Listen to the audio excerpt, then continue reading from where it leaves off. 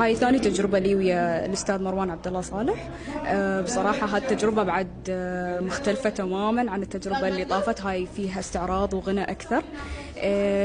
تعبنا فيها على سنتين ونحن شغالين فيها، ولين آخر لحظة بعدنا كنا ياسين نعدل المشاهد ونكتب ونضيف. بس إن شاء الله تعجب الجمهور وتوصل الرسالة، ها أهم شيء. فكرة المسرحية عن ذكر وأنثى.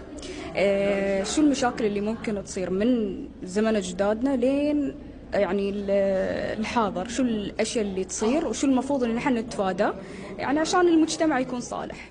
بناء على طلبهم، على كثر ما حنوا علي مروة اشتقنا لتمثيلك، مروة خاطرنا نشوفك لايف على خشبة المسرح الستيج، لبيت لهم النداء. عمل جدا فخم، من أقوى وأفخم الأعمال على مستوى المسرح الإماراتي، اللي راح ينقل المسرح الإماراتي إلى نكست ليفل، اللي هو الليفل الجديد اللي الناس ما قد شافوه من قبل.